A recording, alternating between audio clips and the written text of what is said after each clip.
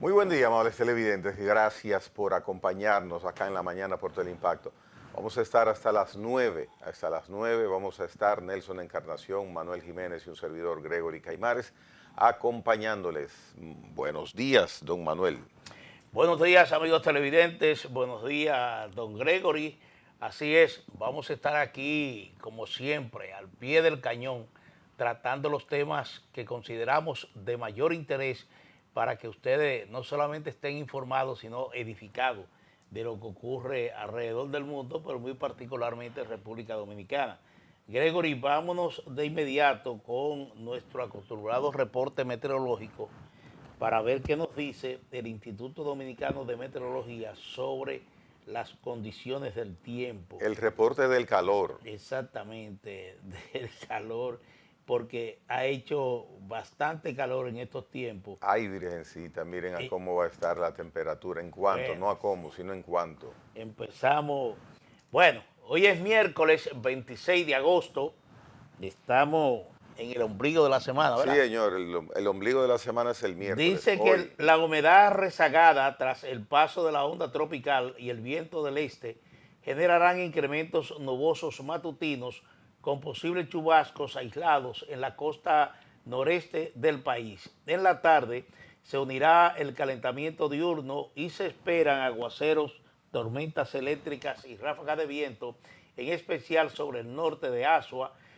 San Juan y Elías Piña, así como del sur de La Vega y Santiago, entre otros poblados de Monteplata, Monseñor Noel, Dajabón, Santiago Rodríguez y el norte de Santo Domingo hasta las primeras horas nocturnas. Vigilancia, una zona de baja presión a cientos de kilómetros al sur-suroeste de las islas de Cabo Verde. Probabilidad de deformación ciclónica en 48%, 70% de probabilidades de deformación ciclónica en 7 días. Eso es lo que se está pronosticando para el día de hoy, Gregory, y ojalá que efectivamente llueva en las zonas que está indicando el Indomet, porque yo vuelvo y repito, yo no sé si es que en el sector donde resido, ahí las lluvias parece que hacen un corte métrico. Se devuelven. Y se devuelven. Pero está hablando el Indomé de torrenciales lluvias en una buena parte del país. Vamos a esperar. Bueno, si llegan las lluvias serán bienvenidas porque verdaderamente, ya lo dijo el director de la casa, están haciendo falta muchas lluvias. Hay varios meses que el acueducto que alimenta la capital de la República no recibe agua en su afluente, en su origen, entonces el agua hay que estarla racionalizando aquí en el Distrito Nacional, así como también en el Gran Santo Domingo. Don Nelson, y por su sector, ¿llueve o no llueve? Hace mucho Estamos montados en el mismo sitio. Bueno, pero una información que realmente desagrada mucho y hasta pena, y es que las reinas del Caribe perdieron ayer frente a Estados Unidos y ya se descartan para la posibilidad de obtener la medalla de oro. Pero perdón, ¿no se descartan para el Mundial o sí? Bueno, ellas estaban invictas. Es una depuración. Ellas estaban invictas. ¿Tienen posibilidades? Sí, ellas estaban invictas. Le habían ganado a Cuba, a Puerto Rico, a Costa Rica. A Costa Rica. Pero este encuentro de anoche lo pierden con Estados Unidos. Y Estados Unidos se va a enfrentar a Canadá. Miren cosas del destino. Cosas del destino. El momento en que Estados Unidos y Canadá están en una guerra total arancelaria, se enfrentan en voleibol los equipos de Estados Unidos y de Canadá para definir precisamente la medalla de oro. Así es. Vamos a ver. Bueno, pues nosotros continuamos con informaciones. Hoy tenemos un interesante invitado a propósito de el repunte ya manifestado de la economía dominicana, 4.5 hasta el mes de junio. Ayer el Banco Central hizo una publicación, el sector construcción, Nelson, que la vez pasada tú lo mencionaste, 8% creció en el mes pasado. Bueno, en las dos últimas ocasiones, tanto en el primer semestre como en el primer trimestre, el sector construcción fue un aporte importante en ese crecimiento. Y qué bueno, la porque atención. esta gestión de gobierno, estas dos gestiones, han tenido la característica en esa área de no ser muy invertidoras. Lamentablemente se ha quedado el gobierno del licenciado Luis Abinader por debajo de lo normal en República Dominicana en cuanto a gastos de inversión y a construcción. Entonces, uno no entiende. Sí, pero en la construcción hay elementos que van con la... Aunque el gobierno no invierta, el sector público no invierta en la magnitud que invierte, pero sí crea la política para que el sector privado pueda tener el auge en su actividad. Y eso es importante, porque cuando hay restricciones desde el Estado, que el Estado es un facilitador, entonces si el Estado no invierte, pero también pone trabas para que el sector privado no invierta, entonces el sector de construcción terminaría por el piso. Y hay un elemento, dos elementos, uno favorable junto con la construcción, que es que el sector agregado a la construcción, que también contribuye al empuje de ese sector, que son todos los componentes, varillas, cemento, bloques, pintura, de la varilla inicial hasta la pintura final. Esos son agregados de la industria de la construcción, que también eso la arrastra casi automáticamente. Eso fue, además, la mano de obra. Exacto, concomitantemente la mano de obra, que es quien aplica todo lo que tú has mencionado como producto de la construcción. Y que también demanda asociada, o sea, el que está trabajando en la construcción compra comida, compra zapatos, cuestiones así, ¿verdad? Todo eso se agrega. Pero me llamó la atención que la minería cayó se contrajo un 15%, menos 15. Menos 15. Sí, ahí está la información. No vi el cuadro, solamente vi Minería, menos 15. Bueno, hubo caídas importantes en los precios del oro durante los últimos meses. A la par que aumentaba el precio del petróleo, en esa misma medida iba reduciéndose el precio del oro. Porque el precio del oro, al igual que el petróleo, aunque está sujeto a contingencias, sobre todo de contingencias bélicas que se puedan producir, ahí hay como hay un contraste. El petróleo sube y entonces el oro baja. Hubo un momento en que el petróleo se encontraba más o menos estable y recuerda que el oro llegó a alcanzar cifras récord, casi $6,000 la onza. Sí. Y en esta ocasión hubo una reducción importante en el precio del petróleo, del oro, que descendió de $5,000 la onza, llegó a los $4,000 la onza. Seguía siendo un precio realmente importante, pero aquí hay que ver el futuro de la minería, habrá que estudiarse más a fondo. Sí, el tema de que porque ha habido decisiones que hasta cierto punto pueden afectar las inversiones en el sector minero. El tema de la minería siempre se piensa que es el oro. El oro es el que más le aporta en términos monetarios. Pero en términos de actividad no es lo más importante, porque ¿cuántas minas de oro hay trabajando en el país? Una sola. Una sola. O sea, hay minería de otros renglones de la minería que también se suman a la actividad y que se cuantifican en las mediciones que hace el Banco Central. ¿Qué contrajo la minería? ¿Cuáles son las actividades mineras que se redujeron? Bueno, no hay níquel, no hay ferroníquel, no hay la última decisión ya que es casi irreversible en torno a la Falcon Bridge. La Falcon Bridge tiene varios años ya sin actividad, aunque sin actividad intensa como fue en toda su historia, pero estaba haciendo algunas actividades muy limitadas, pero que de todas maneras eran actividades, pero a partir de una decisión que el propio Estado, la semana pasada fue, el Estado accionó contra la Falcon Bridge, Falcondo, y obtuvo ganancias de causa. Eso fue una acción del FOMPER, que es socio en Falcon Bridge, porque el Estado fue siempre socio del Falcon Bridge a través de CORDE. Cuando desaparece CORDE, la participación accionaria del Estado la administra FOMPER. Entonces, algo muy silencioso, el Estado accionó contra Falcon Bridge alegando una falta de transparencia de la presentación de informaciones y le dio ganancia de causa. Se dispuso el cierre de las actividades de Falcon Bridge, definitivamente, después de 50 años, más de 50. Y todo eso, entonces, eso tiende a afectar el sector minero.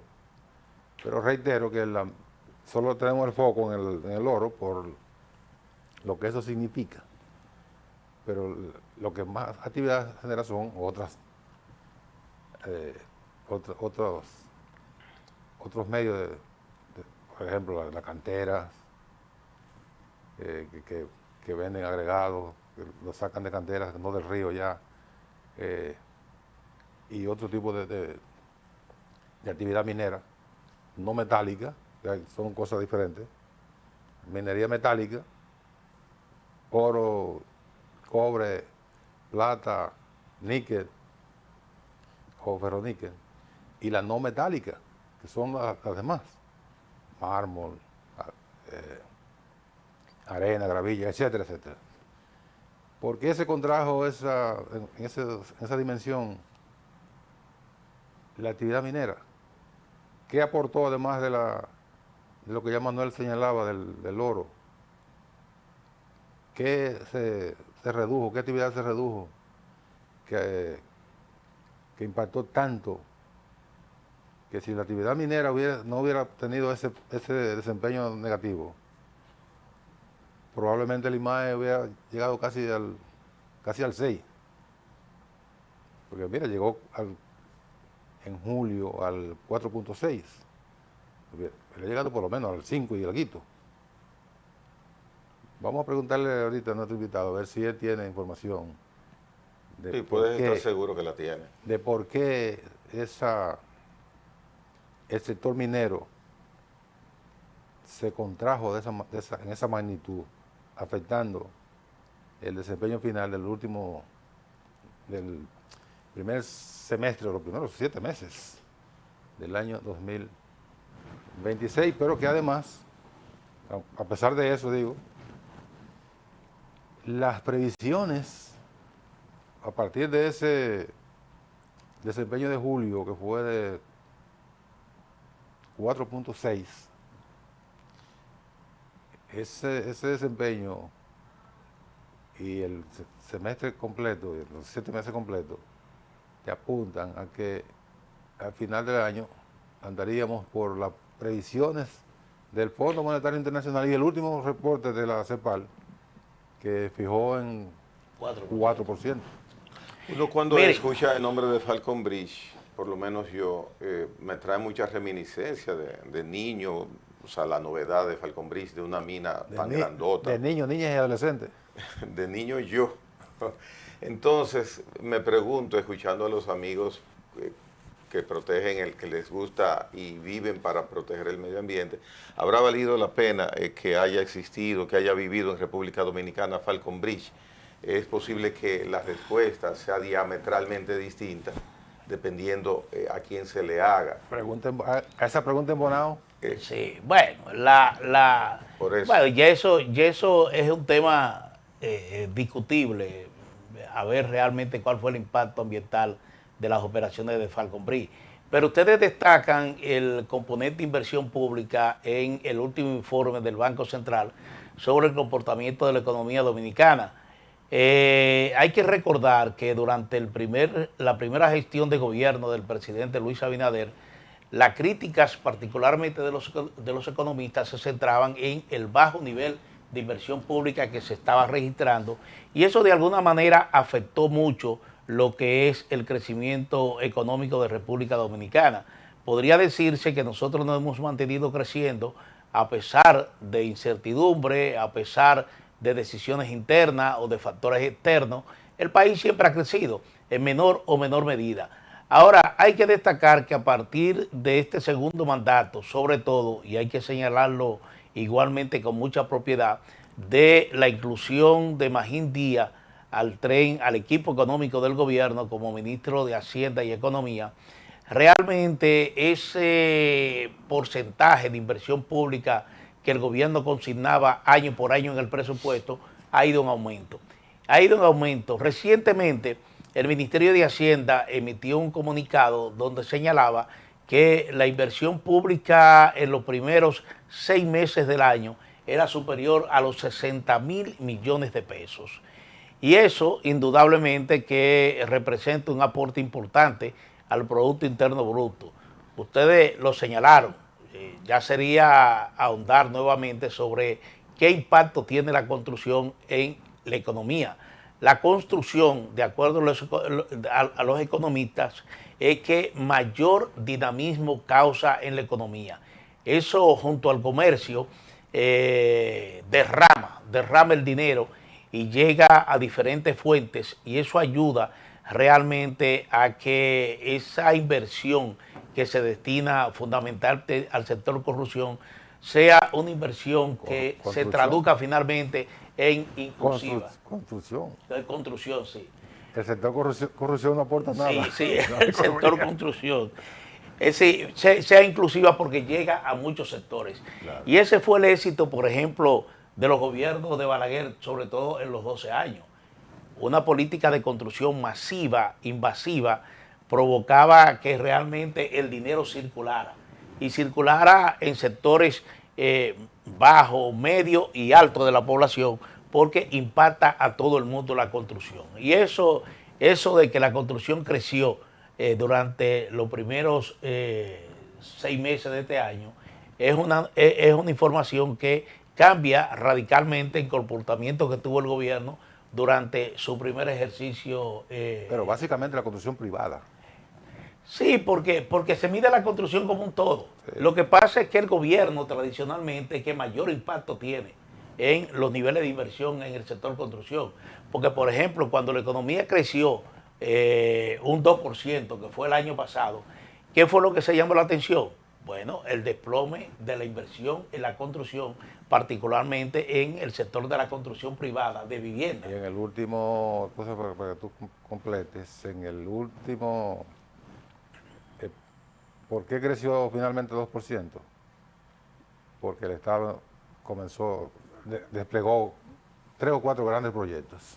Bueno, eso es lo que decía, sí. A partir, y a veces uno no quiere mencionar nombres, pero el cambio se operó cuando Magín Díaz comenzó a aplicar su discurso, un discurso que lo mantenía desde antes de llegar al gobierno, de que era importante aumentar la inversión pública, y eso es lo que se ha estado haciendo. Se ha estado aumentando la inversión pública y eso tiene impacto. Los economistas dicen que lo ideal es que la inversión represente el 6% del presupuesto, no creo que del Producto Interno Bruto, pero sí que se consigne por lo menos el 6%, que eso garantiza siempre que tengamos un crecimiento económico más o menos holgado. Mira, estaba mirando mientras hablaban por qué dentro del informe que da el Banco Central del IMAE en el día de ayer se redujo la eficiencia del sector minero, y dice que básicamente por la disminución en la extracción de oro y plata en el mes pasado. Básicamente esa es la razón de eso. Pueblo Viejo, Barrick, pues, la mina de ellos es que extraen aquí básicamente el oro y la plata. Habrá que ver la razón por la cual ellos decidieron. Habría que ver si esa reducción en las operaciones estuvo determinada por la caída de los precios o por alguna razón de tipo técnica operacional de la empresa. No, creo que es operacional, porque aún la caída de alrededor de un 25%, 26% de los precios del oro a que llegó al punto máximo del oro, aún así está muy por encima de lo que se contempla en el contrato, por ejemplo. En el contrato se contempla un precio, creo que anda alrededor de $1.800, que es lo que le facilita, le permite al Estado tener unos ingresos más o menos amarrados, pero a partir de ahí, a partir de $1.800, las prestaciones que recibe el Estado casi se duplican. Digamos, Sí, es que está, yo creo que es 50 o 51 a 50. Es lo que se establece en el contrato. a partir de $1.800. El precio base creo que 1.700 y pico, casi $1.800. De ahí para arriba, las prestaciones son cuantiosas. Pero el Estado ya tiene adelantado hace un par de años las prestaciones. Es como hacían algunos empleados del gobierno anteriormente, El coger prestado.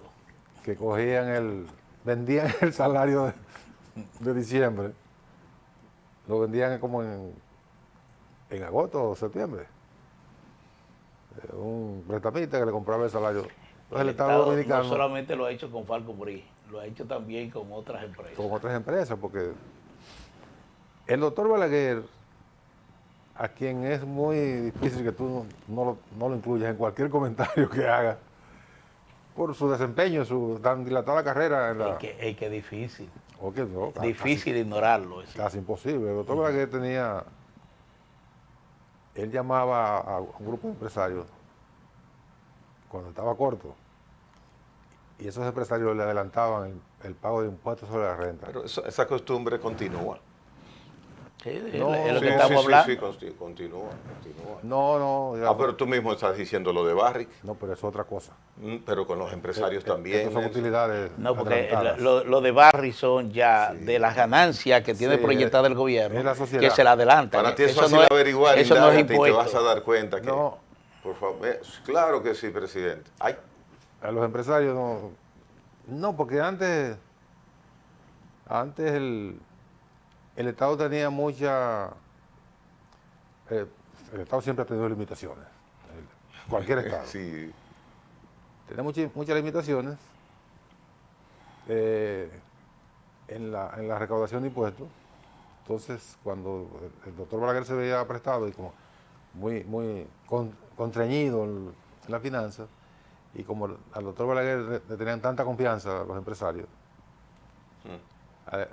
en diciembre o en enero llamaba a 10 o 12 de los grandes empresarios que iban a pagar, a liquidar el impuesto sobre la renta en marzo o abril, y le adelantaban una parte del impuesto que iba a liquidar. Entonces el doctor Balaguer vendía, igual que los empleados públicos, vendía mediante un adelanto, vendía la recaudación de marzo y abril. una muestra de ello es Porque lo hizo de Aerodón. Aerodón es una muestra de ello. Eso es un adelanto. Fue una renegociación, ahí no hay utilidades, no hay pago de utilidades, fue una renegociación. Que también es vender Pero a la flor. pagada por adelantado. Pagada por adelantado. Es lo mismo que No, vender- lo que vender a la flor. hace Aerodón es pagar por adelantado el arrendamiento que le está haciendo el gobierno. Sí. Y eso se extiende por 30 años. Qué cosa es. O sea que los gobiernos que vienen no van a encontrar nada en Aerodón. Eso Ahí lo no hay renegocian por 30 años más. Ahí no hay nada. Sí, Y mira, Pueblo Viejo aporta muchísimo dinero, más de 40.000 millones en impuestos al año, a impuestos internos. sí. Pero una cosa son los impuestos y otra son las ganancias netas que tiene el Ya gobierno. son las utilidades. Sí, no, claro que sí, pero que es importantísimo, imagínate, 45.000 millones. Porque lo que el Eso está Estado, bien. lo que el Estado percibe es, obviamente, la liquidación después de impuestos. Sí. Porque los impuestos los paga la empresa, pero lo que se dividen son las utilidades netas. ¿Y quién recibe Mire. los impuestos? El propio Estado. Sí. Va al mismo lugar. Sí. Miren, señores, llama poderosamente la atención un comunicado que emitió ayer la Junta Central Electoral, recordando los requisitos que tiene que llegar cualquier grupo de ciudadanos, cualquier segmento poblacional que esté interesado en constituir un partido, un movimiento, una agrupación política. Digo que llama la atención porque se produce en el marco de un escarceo donde mucha gente está hablando y debatiendo, ¿no? Si a fulano le aprobarán o no le aprobarán su partido. Y la verdad es que ¿Sí cumple? pero fue bastante detallado ese comunicado de ayer de la Junta Central Electoral, donde pone punto por puntos los requisitos que establece la ley 3318 sobre movimientos, agrupaciones y partidos políticos. Que nada más tenía que mandar a leer la ley. No Exactamente. No tenía que publicar nada. Pero ya todo el mundo lo sabe, porque es un elemento nuevo. Entonces lo que te digo que me llama la atención que eso se produzca en este marco, en el marco de esta discusión, estas expectativas, porque fue punto por punto. Y uno cuando lee realmente los requisitos dice, bueno, pero lo podrán cumplir. Una de las cosas que me llamó la atención fue un punto que insiste, que lo que presenten las listas de simpatizantes, de inscritos, pues debidamente firmados y todo, equivalente al 2% de la última votación que hubo en República Dominicana, me llama la atención que el dato que tienen que tener locales abiertos en cada municipio del país. Eso lo dice la ley. Lo dice la ley, pero uno dice, en el tiempo que resta, ¿le será posible a los que están realmente empeñados en presentar a la Junta Central Electoral una solicitud de autorización oficial ya para terciar en las elecciones del 2028? Es lo que uno se pregunta. Muy difícil, Sí, hacer un partido aquí es muy difícil, tiempo, pero es difícil. Porque Mire, la discusión se concentra. Yo tengo dos amigos, para terminar, dos amigos que estuvieron en ese proceso, tratando de constituir un partido político. Uno de ellos ustedes lo conocen bastante bien. Claro. Y él se empeñó realmente en... Yo lo ayudé en algo. Sí, recabar la firma, tenía un trabajo, gente trabajando precisamente en eso. Mire, y finalmente no pudo lograrlo. Mira, es difícil, es difícil lograr un partido acá. Es bien complejo. Antes un partido se constituía con que la gente cogía y vaciaba la guía telefónica. Sí, pero ya no se puede. Por eso digo, antes. Sí. Vaciaban la guía telefónica. Como no había las facilidades informáticas de cruzar las listas, bueno, cuando uno contaba o contabilizaba la cantidad de gente, la cantidad de inscritos que tenían los partidos y lo sumaba, nosotros tenemos más gente que Tailandia, por ejemplo, más habitantes, porque era un relajo, era vaciar una lista, o a veces cogían los padrones de los partidos grandes y lo trasegaban, y eso pasaba y le reconocían los partidos a gente que cuando iba a las elecciones sacaba Movimiento Municipal Montecristeño, 0 votos. Entonces ese relajo terminó cuando se comenzaron a realmente organizar los requisitos y a aplicar los requisitos. Entonces nosotros tenemos ese caso de un amigo muy conocido que refiere Manuel, que no hay por qué decir el nombre, trató de conseguir un partido, una persona con un entrenamiento político importante, sí, de una vida llevando a cabo actividades políticas, funcionario, legislador, un político, y no pudo completar Al único político que le ha sido relativamente no dificultoso hacer un partido en los últimos años es a Julio César Valentín. Yo lo iba a mencionar. Sí, bastante, fue bastante. Y la explicación es fácil. Todo fue rápido. Sí, pero es fácil entenderlo porque pero él salió de un partido grande. Salió de un partido grande. Pero la coyuntura que él tiene, por ejemplo, Angiolino, que es la principal figura política que le asiste, Angiolino es está el enclavado en lo que es la municipalidad, en el centro de la municipalidad, Claro. y como en cada lugar del país hay que tener una representación, eso le ayudó bastante. La misma condición de cercanía con el gobierno. Hidalgo, el alcalde de Asua. También. También. Entonces, pero hay otros. Hay facilidad. uno que llevó sus firmas en digital, un trabajo preciosísimo. Se las devolvieron, tráiganoslas físicamente, a Mira, buscarlas. Porque hay que presentarla de las dos maneras, física y digital. La llevó digital, un trabajo hermoso. Mira lo que Física, tráigala. ¿a qué viene que aunque se trate de desligar y se quiera presentar como algo general, lo de la Junta Central Electoral, porque no solo tiene la posibilidad, que tampoco no le han presentado ninguna solicitud de reconocimiento a ese partido, que por eso que llama la atención. Sí, presentó que le aprobaron los símbolos. Bueno, pero los símbolos se aprueban en ONAPI. Sí, pero ya comenzó el proceso. Y el nombre. Ya comenzó el proceso. El nombre, y ha dicho que está recogiendo firmas. Claro, pero por eso la Junta dice no solo basta con las firmas. Exactamente. Hay que tener No solo basta una matrícula directiva en cada lugar donde tú tienes eso. No, tú vas a llevar 5 o 6 personas representativas y es aleatorio. Tráeme tu equipo representativo de Río San Juan. Tienes que tenerlo ahí y ellos tienen que dar evidencias y muestras. Pero también la Junta tiene el mecanismo de trasladarse ellos a los lugares. O sea, es difícil. No La es Junta imposible, tiene- además que cuesta mucho La dinero. Junta tiene un departamento muy activo, que tiene mucho trabajo, que se llama el Departamento de Inspectoría, que son los Sí, que hacen exactamente. son los que hacen la debida diligencia para determinar si un partido es una mascarada o si realmente es una organización. Que en buen dominicano ese departamento es una gilet.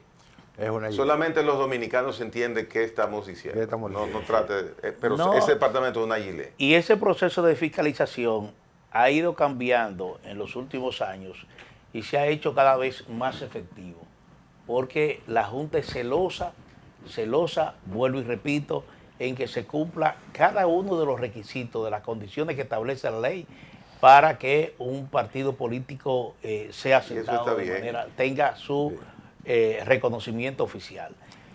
Y eso se demuestra, por ejemplo, con la cantidad de partidos políticos que han sido rechazados por la Junta ya en los últimos años. Es decir, ya no pasa esa gran cantidad. A uno le sorprende realmente que hay algunos que se cuelan, pero la verdad es que la Junta Central Electoral, hay que reconocerlo, ha sido bastante celosa en esto.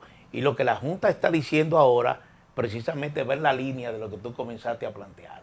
Eso está ahí, responde precisamente a la inquietud que muchos ciudadanos tienen en relación a ese movimiento que surge ahora y que ha despertado expectativas que yo considero que un poco... Ha despertado curiosidad. Puede perder personería bueno, jurídica. Sí, hay expectativas. Pueden perder personería jurídica. Bueno, ellos no la tienen todavía, no la tienen. Es decir, ellos están buscando su personería jurídica, pero ellos no la tienen. pero son siempre varios- participan en las elecciones, siempre. Bueno, todos participamos en las elecciones porque votamos. No, pero No, sí pero van a- ellos, Vamos. ellos. Ah, Hay partidos bueno, a propósito, tiene el Tribunal Superior Electoral un recurso que le planteó un ciudadano Ajá. con derechos constitucionalmente protegidos, o sea, cualquier ciudadano que pague impuestos o no pague impuestos la Constitución así lo establece. puede accionar en los órganos constitucionales si entiende que una decisión, una actividad, etcétera, le afecta a él. Él se constituye en un representante de toda la sociedad, porque tiene un derecho protegido. Ese ciudadano, que no recuerdo el nombre ni me interesa el nombre, porque fue una necedad, eso fue una pura necedad, accionó en el Tribunal Superior Electoral reclamando, ojalá me estuviera viendo para decirle que es un necio, reclamando que 24 o 25 partidos que no obtuvieron el 1% de la votación perdieron su personalidad jurídica. Y yo digo que es una necesidad y fue una ociosidad del Tribunal Superior Electoral en admitir esa acción, porque debieron declararla inadmisible de una vez. Porque la propia ley establece, que lo estableció la ley 275-97, que fue la que estuvo vigente hasta el año 2018, establece que si un partido va aliado, aunque no obtenga 0.2% nomás, pero el que encabeza la alianza le protege su personalidad jurídica, Sí. si obtiene un regidor. un vocal De un distrito municipal. de un distrito municipal de De Villa Los Almácigos. No, Bueno, ese municipio. El aquí municipio, hubo, claro. aquí hubo un caso de un partido que no tuvo, así mismo, no tuvo el 1%, pero tuvo, me parece que un regidor en un municipio De Santiago Rodríguez. En la frontera, exactamente. Un- Y eso le garantizó su Le garantizó personalidad jurídica. Entonces, ¿Es verdad? ¿por qué el Tribunal Superior Electoral admite esa necedad? Debió declararla inadmisible inmediatamente. Porque las diferentes formas de conservar la personalidad jurídica está en obtener más de un 1%, u obtener una representación en los órganos de elección popular. Llámese vocal del distrito municipal, regidor de los municipios, director de un distrito municipal, alcalde de un municipio, diputado, senador y obviamente presidente de la República. Entonces, porque lo que trata la ley es que se garanticen los derechos de todos por igual, de los grandes y de los Claro. chiquitos. Y eso explica el hecho de que a pesar de que muchos partidos que asisten a las elecciones no tienen el porcentaje requerido, pero sí mantienen su personalidad jurídica, primero por lo que tú lo dijiste, lo protege la alianza, y normalmente esos partidos emergentes, porque así se les llama ahora, Sí. partidos emergentes, normalmente prefieren establecer alianzas con grandes partidos, sobre todo aquellos partidos que la tendencia le indica que podrían ganar las elecciones, y normalmente son los partidos que mayor número de movimientos, agrupaciones y partidos tienen en la alianza que pueden concertar, y eso es un seguro de vida. Eso le garantiza que mantengan su personería jurídica. Y para terminar con el tema, que fue muy oportuno que la Junta aclarara el tema, porque lo que se está pensando es en una organización, pero la Junta tiene No, hay varios. 30 o 40 Hay varios, sí. que deben cumplir los requisitos. No el partido de fulano de tal, son los requisitos. El partido País Posible, en el 2020, 2019, su solicitud de reconocimiento fue rechazada en un conjunto de organizaciones a las cuales no se les otorgó el reconocimiento. Bueno, hubo un movimiento raro ahí, que yo no voy a decir exactamente quiénes fue que llamaron a la Junta, pero fueron empresarios. Y la Junta excluyó, o sea, reconsideró y reconoció a País Posible. Pero País Posible estaba imposible en ese momento. ¿Quién preside País Posible? O Milton Morrison. Morrison. Oh, En las elecciones pasadas, No, pero lo que tú estás señalando ahí, aunque de colofón, pero es grave. pero que es así, fue así. Y no se atreven a decir, es más, si alguien me emplaza, voy a decir los nombres de quienes fueron que llamaron. Coño, Al doctor Castaño de Payá. Castaño gravísimo, Guzmán. gravísimo. Yo espero que ahora en esta ocasión ese mecanismo no opere. No, pero entonces, en las elecciones Y pasadas, no va a operar porque precisamente el sector político es uno de los sectores más preocupados por esta incursión así mediática que se ha producido ahora. Y entonces no creo que nadie va a llamar para defender a eso, ni creo tampoco que la actual Junta Central Electoral se preste a atender consejos entre comillas, de esa naturaleza. Pero que además no van a poder llenar los requisitos. No asegure ni una cosa, ni la otra, ni la otra. Más funciona el departamento de El supervisión. doctor Roque de Payá vamos a ver. no logró el reconocimiento de su partido en las elecciones pasadas y presentó toda la documentación, igual que el amigo nuestro. Y están haciendo un trabajo. Y obtuvo con unas siglas prestadas. ¿Quién fue que le Francis Trujillo. obtuvo? Creo que fue un 2%, 2 y pico por ciento Sí, de sí, las sí. elecciones. Pero ya el partido del doctor Roque Payá está bien avanzado, bien avanzado. Han hecho un trabajo arduo. Mira, y es lo último que voy a decir, porque si sigo hablando voy a meter la pata. No basta con presentar las firmas verificadas, los locales, que la persona sea conocida. No basta con eso. Y yo sé lo que estoy diciendo. No basta, la canción del día, no basta. Pausa. En breve volvemos.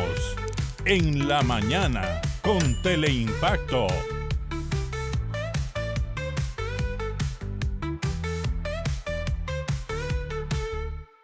Dominicana es un lugar en el que siempre te hablan sonriendo.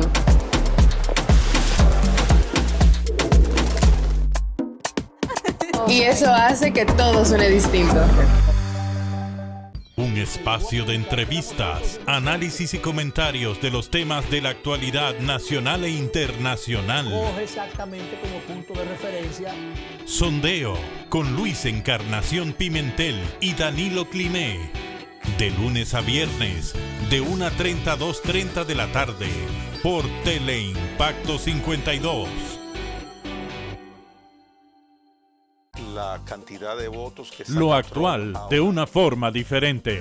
Gregory Caimares, de 8 a 9 de la noche, La Hora con Gregory, de lunes a viernes, por Teleimpacto.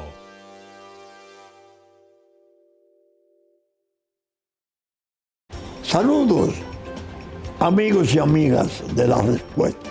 Doctor Marino Vinicio Castillo, un agudo analista de la realidad nacional e internacional. Y que con la gracia de Dios esperamos estar con ustedes el próximo fin de semana.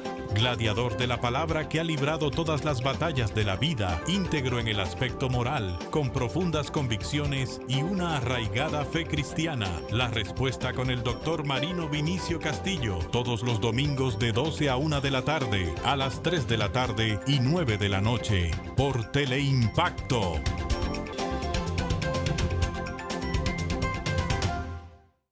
En la mañana con Teleimpacto. En la mañana con Teleimpacto, un espacio de análisis, entrevistas y comentarios sobre el acontecer nacional e internacional. Nelson Encarnación, Manuel Jiménez, Gregory Caimares, Graciela Fontaneto, especialista en medicina estética, y Argenis Viñas, hablándonos de cine. En la mañana con Teleimpacto, de lunes a viernes, de 7 a 9 de la mañana. También síguenos en YouTube.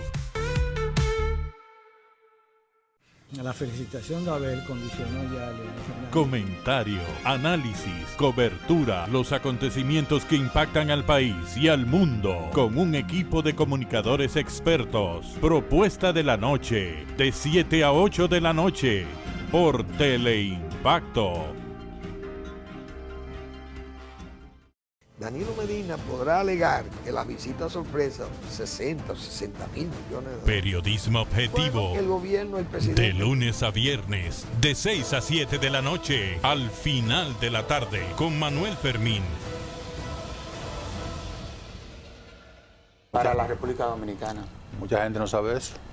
Bueno, porque esas Geopolítica, con Nelson Encarnación. En el Consejo de Seguridad de Naciones Unidas, ningún esfuerzo va a tener resultado positivo. Una visión completa y objetiva. El que ellos acusan que China está controlando el canal de Panamá. Respecto de estos casos de migración, de abejas. Domingos, de 11 de la mañana a 12 del mediodía. Geopolítica, por Teleimpacto.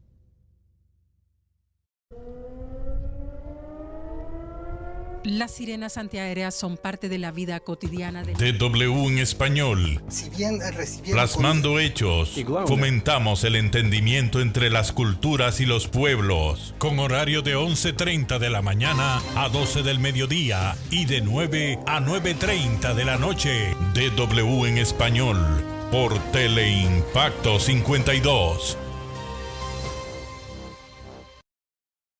Conducido por el experimentado periodista Abigail Peña, conecta a los dominicanos con personajes destacados para hablar de actualidad, historias y momentos coyunturales del país y el mundo. La Hora de Abigail, de lunes a viernes de 3 a 4 de la tarde por Teleimpacto 52.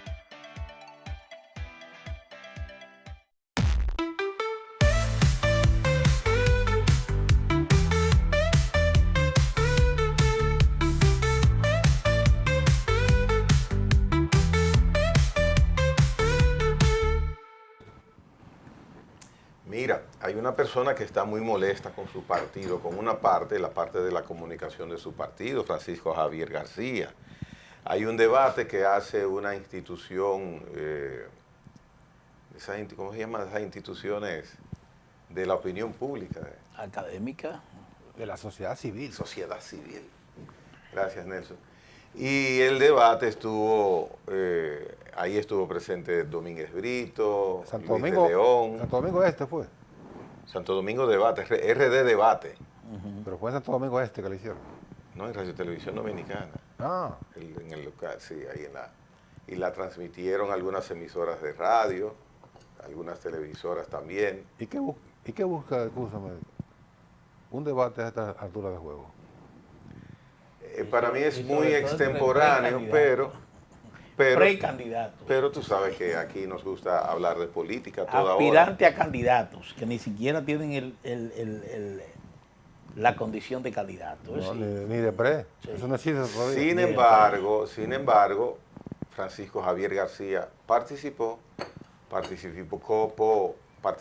Francisco Domínguez Brito, participó Luis de León, y un cuarto preaspirante o precandidato, lo que sea, el nombre no me lo conozco bien, bueno, ellos cuatro, faltó Gonzalo Castillo, que dice Charlie Mariotti que está fuera del país en asuntos de salud. Y Ventura Camejo faltó. No, Ventura Camejo hace unos días declinó a seguir participando. Ah, ok. Entonces quedan ellos 5. El señor Gonzalo Castillo no participó. ¿Qué sucede? Se trataron muchos temas, fue interesante el debate, la exposición, varios medios de comunicación participaron, estaba Percio Maldonado, fue interesante, fue lucido. ¿Qué pasa? El área de comunicación, Héctor Olivo, del PLD, no se hizo eco de que 4 de los participantes en ese debate hicieron acto de presencia en ese debate, que era un debate y ahora vienen de otro partido y eso. Resumen, Francisco Javier García dice, el área de comunicación de mi partido PLD ignoró por completo que tuvimos ese interesantísimo debate. Solamente faltó un preseleccionado o un precandidato o lo que sea, o un aspirante. Un preaspirante. Entonces dice él, ¿qué es lo que pasa? ¿Por qué algo tan difundido por tantos medios de comunicación? Yo le voy a decir. El área de comunicación del PLD optó por hacer nada. Es que ese evento no comprometía institucionalmente al Partido de la Liberación Dominicana y a sus órganos, particularmente a su dirección de comunicación. Usted lo dijo desde el principio, ese fue un evento organizado por un grupo de la sociedad civil que invitó a unos aspirantes a la candidatura presidencial por el Partido de la Liberación Dominicana y quienes tenían la responsabilidad de darle divulgación, de darle cobertura a ese encuentro fueron precisamente quienes los organizadores. Y claro, por otra parte, como están en un proceso de aspiraciones, cada candidato tiene un equipo de prensa. Entonces, cada candidato debió instruir a su equipo de prensa y yo creo que en el caso de Francisco Javier García, su equipo de prensa mandó una nota a los medios de comunicación. Y cada equipo de prensa tenía de ese candidato que mandar lo que puso su candidato en ese debate, porque eso se hizo fundamentalmente con la intención de ganar público, de ganar posicionamiento. Entonces, como tal, institucionalmente, repito, el Partido de la Liberación Dominicana y sus órganos no tenían ningún tipo de responsabilidad en ese debate, porque ni lo organizaron, ni lo promovieron, ni tampoco hicieron invitaciones para que acudieran. Ese era un evento de una organización de la sociedad civil que en principio a ellos les correspondía dar la cobertura y la difusión necesaria, e individualmente cada uno de los aspirantes que tiene siempre sus equipos de prensa, también instruir, miren, háganme una nota, manden una nota de que yo estoy aquí. Pero ejemplo, el partido como tal no tenía por qué difundir ese acto. No, pues tenía que difundir una nota individual para cada uno. Esa reacción de Francisco Javier García es una muestra de lo que internamente, ayer lo hablábamos con Iván Lorenzo, vicepresidente del PLD, el evento más importante que hasta ahora está haciendo el PLD para 2028 es esa actividad del 18 de octubre que se va a celebrar domingo para señalar quién será posiblemente su candidato. Hay ánimos con temperatura alta, se lo decíamos, o yo se lo decía, me parece que fui yo que lo mencioné, entre los precandidatos dentro del PLD.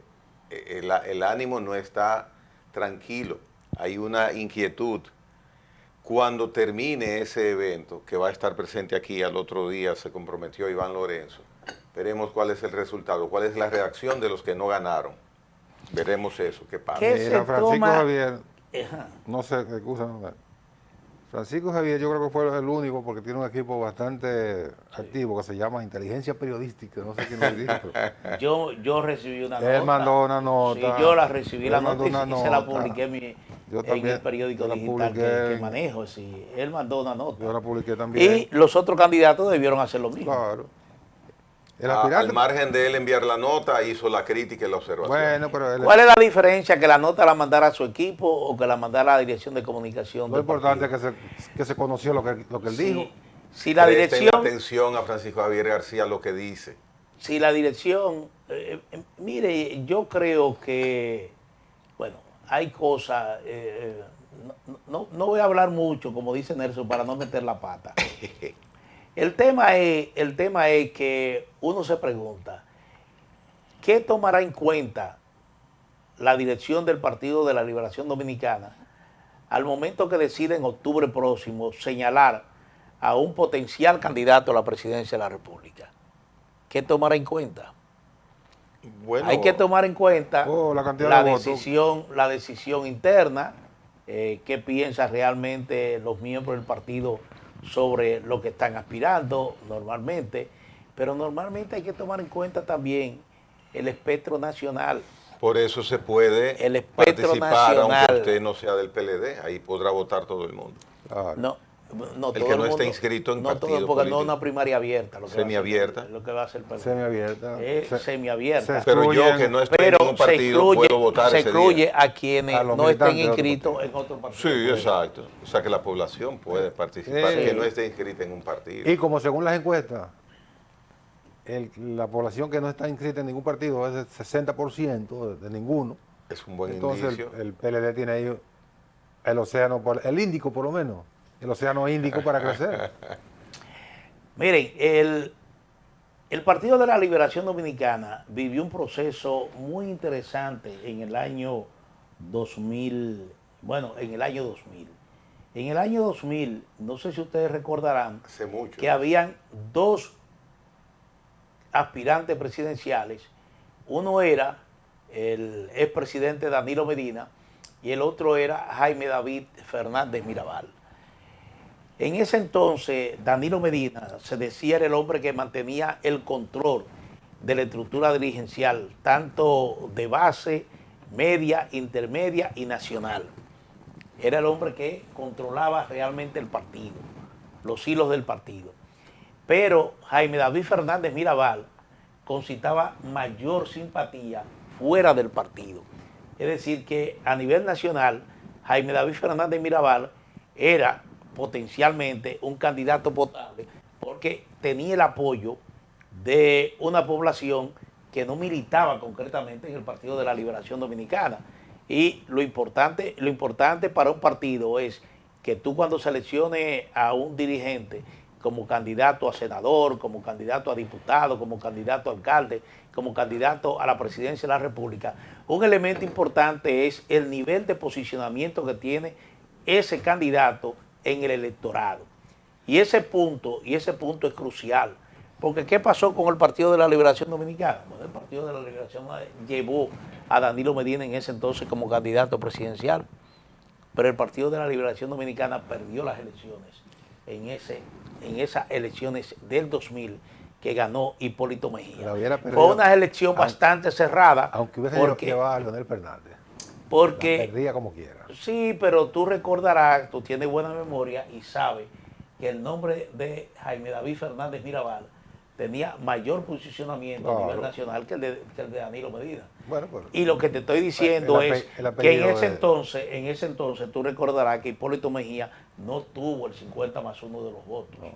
La decisión de Balaguer de dejar eso así, vamos a dejar eso así, fue lo que finalmente catapultó a Hipólito Mejía como presidente de la República. Sí. Pero él no tuvo la mitad+1 de los votos. No, le faltó el 1. Sí.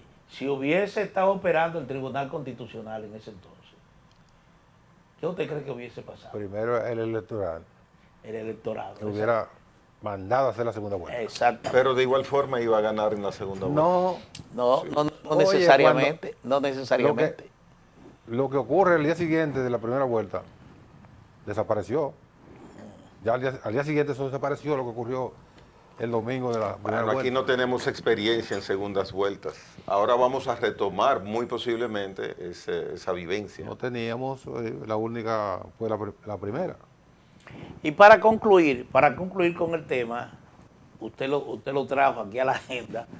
El Partido de la Liberación Dominicana tiene un gran reto en octubre. Pero grandísimo. Tiene un gran reto porque la decisión que se tome es una decisión que deberá tomarse pensando precisamente en cuál es el candidato que le garantiza la mayor probabilidad de tener una participación exitosa en este proceso electoral bastante competitivo que se está acercando y mantener la unidad interna, que es igualmente importante y conectada directamente con la necesidad de proyectar un verdadero líder que sea capaz de presentar propuestas, un discurso que sea amigable con ese gran electorado. Y ese es el reto que tiene el Partido de la Liberación Dominicana. Un reto que, bueno, yo no sé abundar mucho en esto porque ahí se plantean, ya yo lo he dicho aquí, dos liderazgos totalmente distintos. Y entonces habrá que ver. Bueno, tú refieres trae esa referencia histórica. Bueno, lo que ocurre es que la modalidad que tenía el PLD de escoger su candidato, que era mediante la llamada, que no eran ni primarias, no existía, era una modalidad de delegado. Tenía una matrícula pequeña, y entonces el que tenía, aunque Jaime David era jerárquicamente más importante que Danilo Medina, porque Jaime David era vicepresidente de la República y Danilo era ministro de la presidencia, pero como quien amarraba. A pesar de eso, la balanza se inclinó no en favor de Jaime David, desde las alturas. Bueno, Jaime David se quejó de eso, pero tampoco es así. Lo que pasa es que Danilo tenía, porque era más trabajador. El control del partido. Jaime David siempre ha sido una figura potable hacia afuera, pero internamente es un vago político. No. Bueno, un vago político no. Exacto. Es un político diferente que no anda pasando la mano a la militancia, y metiéndose a comer sancocho. Él es un político sui generis. Exacto, entonces Danilo, que es un artesano de la política, tenía la mayor ventaja de que hacia afuera, probablemente Jaime David tenía más pegada. Estaba en su momento, de verdad que sí, era una figura que había sido senador y que era vicepresidente de la República y tenía una buena pegada, además del apellido. Pero Danilo tenía el control interno. Hacia afuera, Jaime David tenía más pegada. Y yo digo, ese es lo que pudo haber sido y no fue. Jaime David hubiese sido candidato en el 2000 y también hubiese perdido las elecciones, porque hay lo que se llama momentum, y ese momentum era de Hipólito Mejía, por encima de Joaquín Balaguer, de Leonel Fernández, de Danilo Medina, de Jaime David. Ese era el momento de Hipólito Mejía. Bueno, pero eso está dentro de lo que pudo ser y no fue. Es decir, el hecho de que si hubiese sido Jaime David, si perdía o no, eso está en lo que pudo ser y no fue. Exacto. Porque ese hecho no se presentó. ¿Y por qué el PRD tenía tanta preponderancia en ese momento? Todavía venía con la deuda de Peña Gómez, que no se saldó completamente en el 2008. No, en el 2000, y la irrupción de Hipólito Mejía, y la irrupción de Hipólito Mejía, un candidato atípico, a la gente le gustaron los chistes, sí, hasta que fue presidente de la República. Después que fue presidente de la República, los chistes eran amargos. Pero a la gente le gustó esa modalidad, ese candidato atípico que fue folclórico, y entonces conectó con mucha gente. Pero miren, las cosas dentro del PLD no están bien. Se busca, con todo el respeto que merece ese partido, pero se busca morigerar la situación, la tensión interna, y vuelvo a utilizar la palabra tensión interna del PLD, es alta y se va a manifestar después del resultado de ese señalamiento. Cuando Abel Martínez continúe, Abel Martínez está trabajando sin inscribirse y no va a participar. Ayer le preguntábamos al señor vicepresidente del PLD, ¿qué va a pasar con Abel Martínez? Él dijo, oh, qué bien, qué interesante que vamos a tratar ese tema. Que puede seguir ejerciendo su derecho de presentarse para ser evaluado en 2027. Y puede presentarse, sí. Ajá, y entonces todo el mundo va a quedar agradado y va a quedar todos para uno y uno para todos, como los mosqueteros dentro del PLD. No es lo que se siente. Mire, es lo que se siente. Usted me va a forzar a decir lo que yo no quería decir. Es que es una realidad. Y voy a ser corto y preciso. Aquí la disputa está entre dos aspirantes, entre Francisco Javier García y Gonzalo Castillo. Cuando yo decía que el PLD tiene en sus manos una decisión difícil, lo decía por la siguiente razón. Un partido necesita una persona que sepa comunicar su propuesta, que tenga un discurso, vuelvo a repetir, amigable, que la gente lo escuche, lo comprenda, lo entienda. Esa conexión con la población, con el electorado es importante. Esas condiciones las tiene Francisco Javier García. Es indiscutible, es un hombre polemista, es un hombre que habla de cualquier tema, económico, social, de educación. Es decir, cualquier tema que usted le ponga sobre la mesa a Francisco Javier García, él sencillamente lo aborda y lo aborda con propiedad de acuerdo a sus convicciones. Esa es una parte de las ventajas que tiene Francisco Javier García como eventual o posible candidato del Partido de la Liberación Dominicana. ¿Cuál es la parte negativa de Francisco Javier García? Bueno, que las encuestas lo siguen marcando con un porcentaje muy bajo.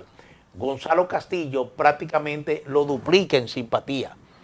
Cuando se hace una encuesta que mide tanto la intención del PLDista interno y del ciudadano común, del ciudadano que no milita en partido político o que está fuera del partido, entonces resulta que en esos dos escenarios Gonzalo Castillo le lleva a Francisco Javier García.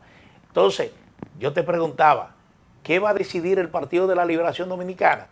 Tiene dos liderazgos completamente diferentes. Uno que conecta por su forma de ser, por ser sencillo, por ser afable, por ser, bueno, que gusta cuando aparece en una fotografía. Y el otro que tiene la capacidad de comunicar y el otro que es corto comunicando. Pero hay esos dos factores que hay que tomar en cuenta a la hora de tomar una decisión. Entonces, ¿cuál será la decisión? Ahí están esos dos liderazgos que el PLD lo necesita a ambos, pero tendrá que tomar una decisión en favor de uno. Y esa es la decisión crucial que yo señalo. Sin embargo, y no cuando usted habla de PLD, tensión, cuando usted habla de tensión, la tensión se basa precisamente en eso. Yo estoy completamente seguro que Francisco Javier García sabe que él tiene que crecer. Tiene que crecer porque si no crece, sus aspiraciones están en riesgo. Sin embargo, mira cómo está molesto con su partido internamente, con el área de la comunicación. Bueno, pero él no tiene razón ahí. No tiene razón. No hay razón. Tú no puedes obligar a que la dirección de comunicaciones de tu partido vaya a cubrir un acto que organice una organización de la sociedad civil. ¿Por qué? Bueno, pero precisamente lo que yo estoy diciendo es que hay mucha tensión interna. Yo no estoy diciendo si él puede tener o no razón. No, pero es que ese es un hecho. Eso sabrá él y sabrán ese es un ellos. hecho que no se sustenta absolutamente en ningún argumento valedero. Pero ese hecho significa que es producto, que ese hecho tiene una equivalencia, es síntoma de lo que internamente exceso de celo. Claro. Ese es el nombre. Manuel, en el PLD... Él tiene un equipo y el equipo comunicó lo que... Exactamente. Ya lo que usted planteó ahí, su equipo de prensa lo mandó. ¿Qué más usted quería? La segunda parte de esa situación interna viene con la no participación de Abel Martínez. Pero ya Gonzalo Castillo dijo públicamente que él no iba a debatir. Sí. Él lo dijo públicamente. Él se excluyó muy temprano. Sí, él se excluyó temprano de todo eso. Yo no voy a debatir porque yo soy un hombre de trabajo. Y ese es su discurso ya. Y a él nadie le puede poner una pistola en el pecho para que vaya a debatir. Bueno, Gonzalo Castillo, yo no he mencionado, bueno, que está de viaje de salud. No, la consecuencia... Yo no he mencionado a Gonzalo Castillo. La consecuencia de lo que está pasando dentro del PLD. La consecuencia de esa decisión de él, de no ir a debatir, es una consecuencia que la va a surtir él.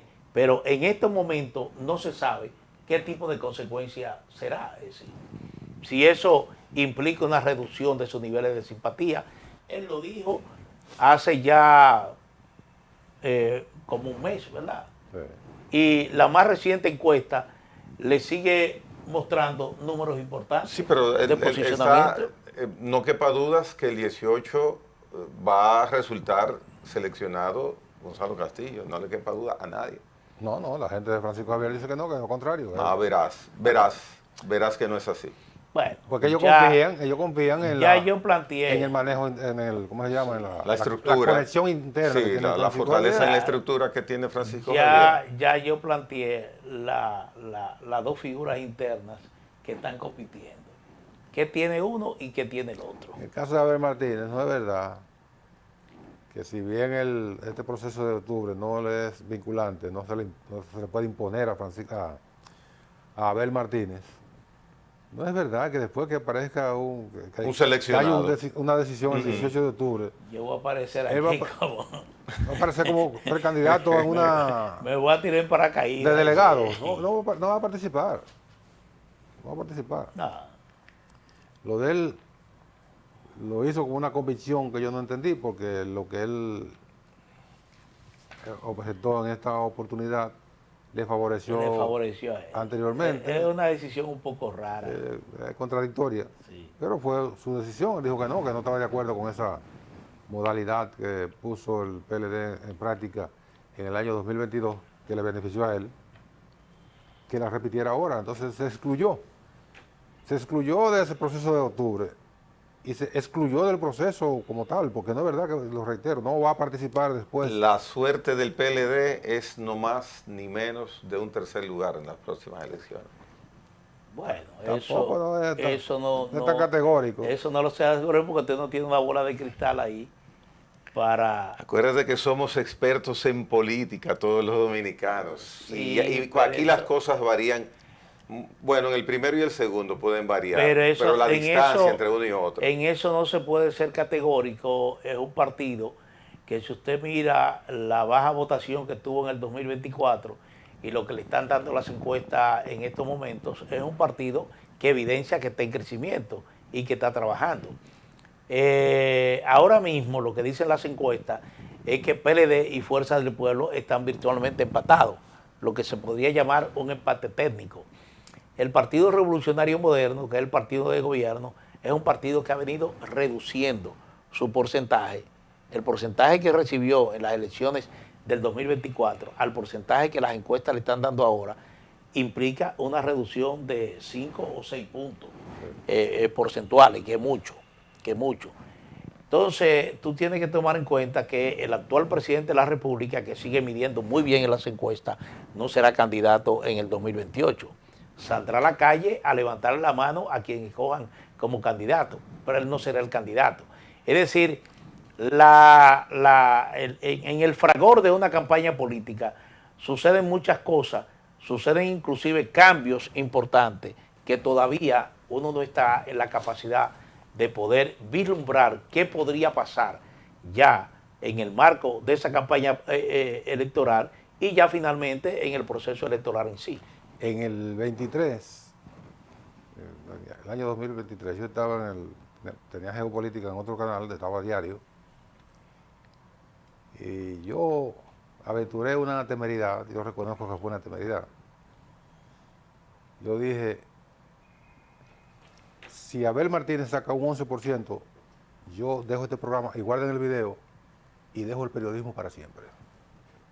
Me dijeron los compañeros, está loco, ¿cómo? Estoy repitiendo, si saca un 11%, yo dejo el periodismo. ¿Cuánto sacó? No, 10. 10.39. 10.39.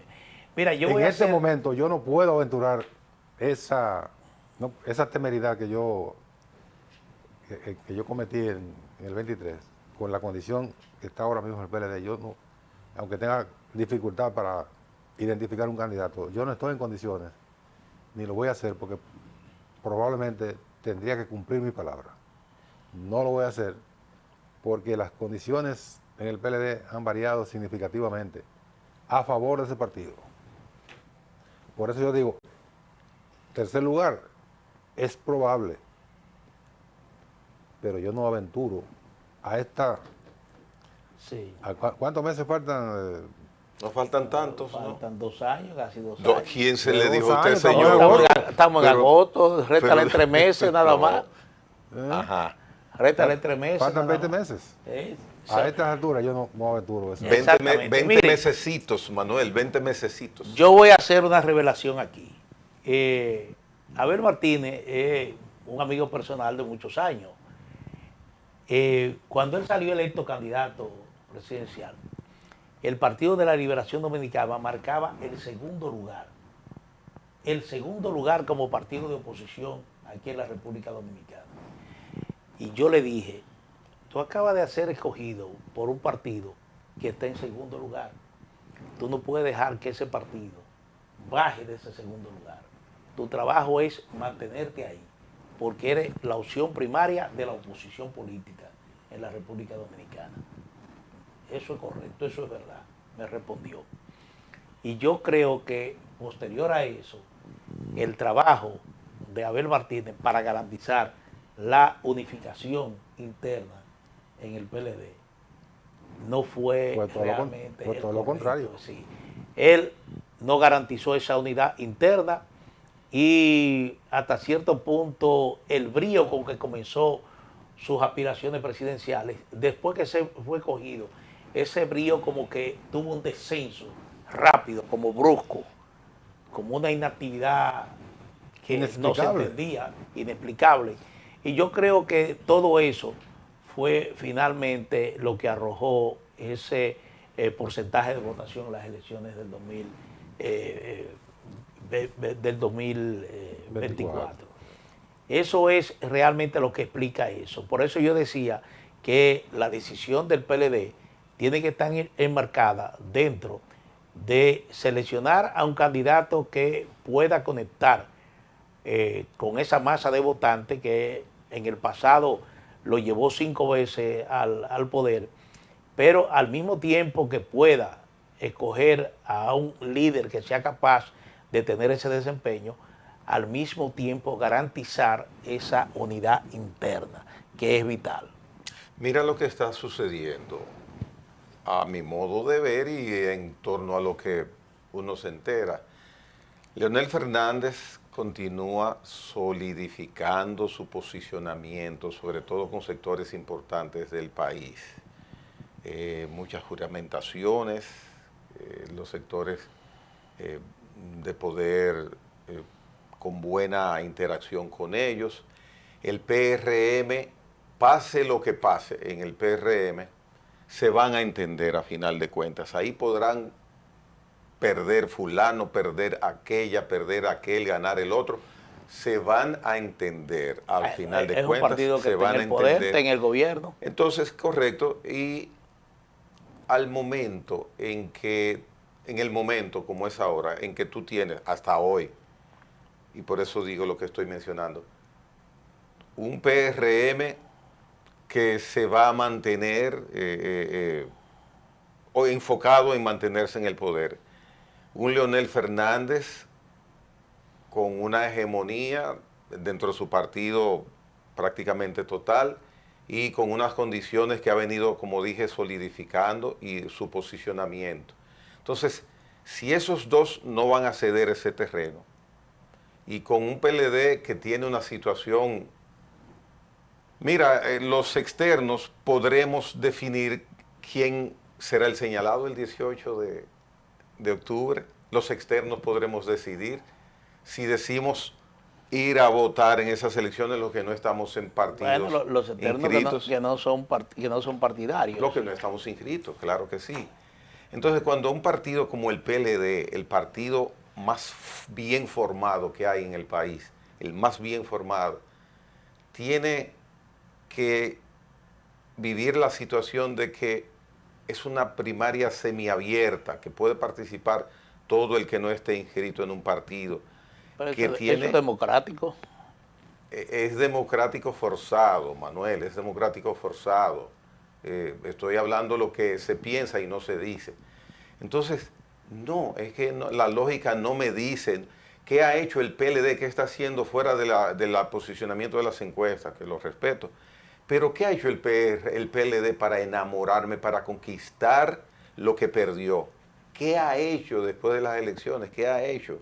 No, es que no lo entiendo. Entonces, por eso digo, el PLD tiene destinado un tercer lugar, más de un 10. Yo no soy predictor, pero por lo menos sé que ese va a ser el lugar del PLD, un tercer lugar. Bueno. Y el PRM tendrá la suerte de que si Danilo Medina mantiene su coherencia de cero apertura a todo lo que es Leonel, será bastante difícil para Leonel Fernández será más difícil para Leonel Fernández poder ser presidente, que puede serlo. Pero la suerte de Leonel depende mucho de la actitud de Danilo Medina, que es una actitud coherente. Así es que yo lo veo. Bueno, yo no sé, yo no entiendo mucho lo que usted está planteando. Por un lado, el líder del PLD... Pero el líder del PLD tiene una actitud, lo entiende. Lo que yo acabo sí, el líder sí lo entiende. Usted dice, el líder del PLD, que es Danilo Medina, tiene una actitud coherente. Por esa coherencia no se traslada al partido. ¿Me explico? Quien tiene el control del PLD es Danilo Medina. Homogéneo, Manuel. En tu análisis periodístico... Y las encuestas lo señalan recuperado. Claro, está bien, exactamente. Bueno, qué bueno que lo menciona. Entonces tiene el control del PLD y dentro de ese control hay algo que él tiene dentro de sí, dentro de su esencia, que lo mantiene vivo, viable y en buena salud. No, cero Leonel. Lo que yo no entiendo es si usted reconoce ese liderazgo de Danilo Medina dentro del PLD, ¿cómo entonces descarta al PLD? Sí. Porque el PLD no está, el PLD no ha hecho nada, Danilo. el PLD no ha hecho... No es candidato, pero es el líder del partido, es quien está encabezando los encuentros semanales que se celebran. Sí, pero él no va a estar en la boleta. Sí, pero es la voz visible. Aquí tú puedes trasladar eso a lo que pasa con el presidente Luis Abinader, no el que estará en la boleta. ¿Sabes lo que debió hacer el PLD? Revolucionario Moderno, pero él está empeñado en hacer un buen gobierno porque sabe que un ejercicio, que un desempeño de un buen gobierno impacta también al partido. Pero esa principalidad de Danilo, sin ser candidato, el presidente Danilo Medina, sin ser candidato, esa principalidad, esa exposición pública permanente, fue lo que fue uno de los factores que le hicieron daño a Abel Martínez. Es que el PLD no tiene candidato. Pero aún teniendo candidato en el 2024, la presencia vamos excesiva a esperar de Danilo, si la experiencia del 2024 no la repite en el 2028. Mira, Manuel. Habrá que esperar. No, Manuel. Pero el líder del partido tiene que salir a levantarle la mano a su candidato. sí, pero da un paso atrás. El candidato pasaba lo siguiente, y nosotros lo comentábamos. Sí, es verdad. Fin de semana, sábado y domingo. Abel Martínez haciendo actividades. Danilo Medina haciendo actividades. ¿Cuál era la nota que recibíamos en los medios? Que llegaba primero, sí. La de Danilo. La de Danilo. Que no iba a estar en la boleta. Eso es verdad, pero Gregory puso un caso, Leonel Fernández. Leonel Fernández es un extraordinario político, un hombre intelectual, un hombre que realmente sabe hacer política. Por algo, en algún momento se le llamó el Balaguer joven. Leonel Fernández, lo que está haciendo, bueno, pero a Leonel se le llamó también. Leonel Fernández lo que está haciendo es mostrando un partido en crecimiento. ¿Cuál es el punto central de cada asamblea, de cada acto que encabeza en pueblos del interior del país o de la capital? Las juramentaciones. Juramentaciones. Entonces, es lo que está mandando el mensaje, este partido está creciendo. Sí. Aquí, lo mencioné. Cada vez que yo llego, yo encuentro gente nueva que están levantando la mano para para ser miembros de Fuerza del Pueblo. Lo otro es que él resolvió ya lo que podría entenderse como un conflicto de cierta significación, que era la gran popularidad de su hijo. Su hijo ya dice públicamente, o el senador por el Distrito Nacional, Omar Fernández, dijo públicamente: yo no voy a entrar en conflicto con Leonel Fernández, que es su padre. Y habló incluso de la importancia de la unidad familiar. Lo planteó con otro tema, pero recurrió a ese tema.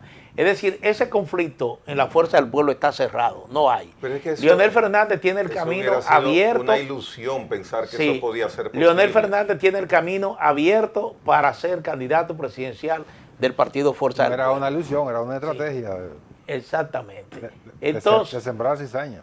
Pero eso no era posible. Bueno, y entonces, lo inexplicable es que quienes lanzan a Omar como candidato presidencial son gente de Fuerza del Pueblo interna. Muy cercano. Y algunos muy cercanos al presidente Fernández. Sí. Y entonces uno decía, por ejemplo, Félix Bautista, pero ¿qué es lo que hay aquí? Básicamente Félix Bautista en los inicios. Sí. Entonces, ¿qué es lo que usted dice?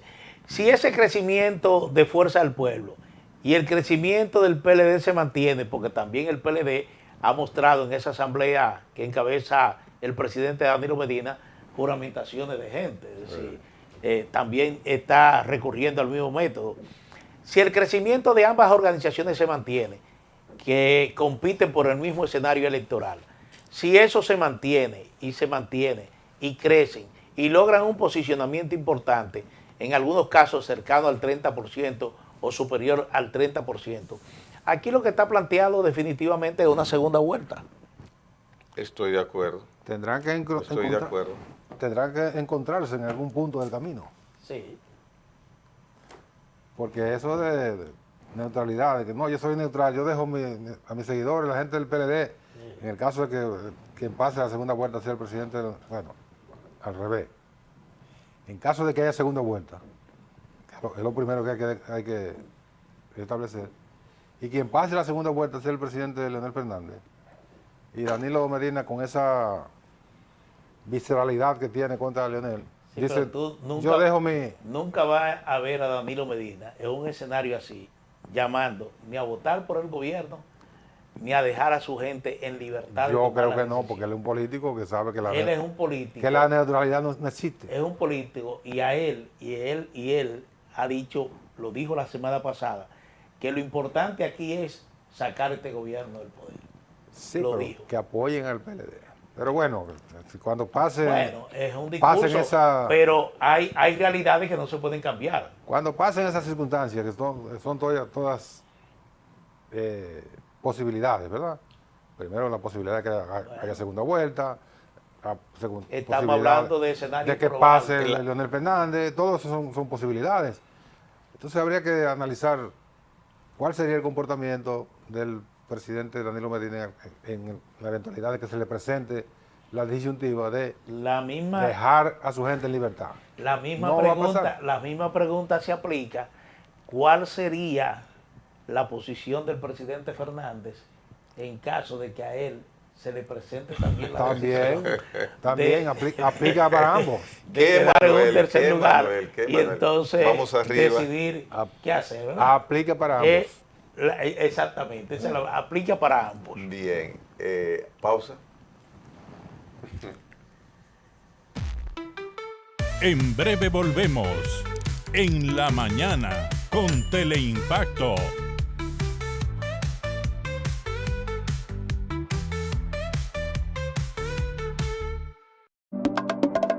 Dominicana es donde no importa si comes en la playa, en la calle o en la casa de alguien más. La sonrisa de la gente te hace sentir como en tu hogar. Un espacio de entrevistas, análisis y comentarios de los temas de la actualidad nacional e internacional. Coge exactamente como punto de referencia. Sondeo con Luis Encarnación Pimentel y Danilo Climé. De lunes a viernes, de 1:30 a 2:30 de la tarde, por Teleimpacto 52. La cantidad de votos que Lo actual de una forma diferente. Gregory Caimares, de 8 a 9 de la noche, La Hora con Gregory, de lunes a viernes, por Teleimpacto.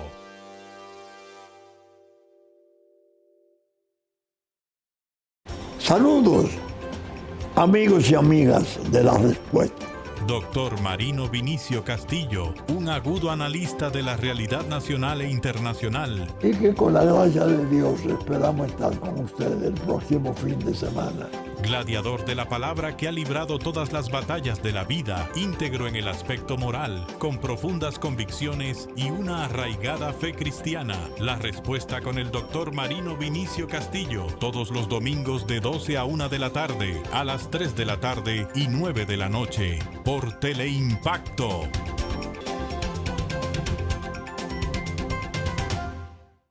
En la mañana con Teleimpacto. En la mañana con Teleimpacto, un espacio de análisis, entrevistas y comentarios sobre el acontecer nacional e internacional. Nelson Encarnación, Manuel Jiménez, Gregory Caimares, Graciela Fontaneto, especialista en medicina estética, y Argenis Viñas, hablándonos de cine. En la mañana con Teleimpacto, de lunes a viernes, de 7 a 9 de la mañana. También síguenos en YouTube. La felicitación de Abel condicionó ya a Leonel Fernández. Comentario, análisis, cobertura, los acontecimientos que impactan al país y al mundo, con un equipo de comunicadores expertos. Propuesta de la noche, de 7 a 8 de la noche, por Teleimpacto. Danilo Medina podrá alegar que la visita sorpresa, 60 o 60 mil millones de dólares. Periodismo objetivo. El gobierno, el presidente. De lunes a viernes, de 6 a 7 de la noche, al final de la tarde, con Manuel Fermín. Para la República Dominicana. Mucha gente no sabe eso. Bueno, Geopolítica, con Nelson Encarnación. En el Consejo de Seguridad de Naciones Unidas, ningún esfuerzo va a tener resultado positivo. Una visión completa y objetiva. El que ellos acusan que China está controlando el canal de Panamá. Respecto de estos casos de migración, de abejas. Domingos, de 11 de la mañana a 12 del mediodía, Geopolítica por Teleimpacto.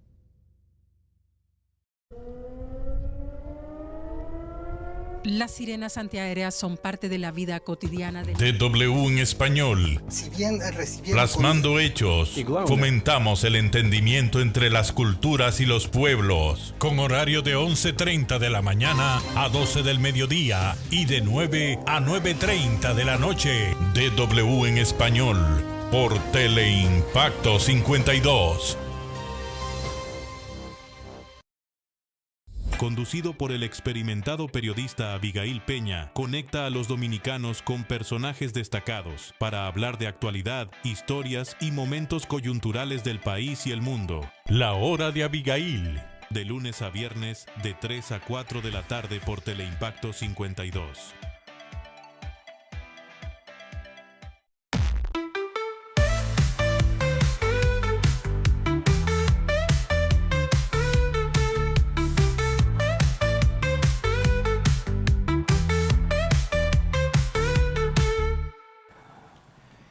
Miren, aquí en el país ocurren tantas cosas que uno se acostumbra a verlas y es lamentable, es penoso. ¿Y cómo ocurre? ¿Por qué ocurre si se sabe que no debe ser?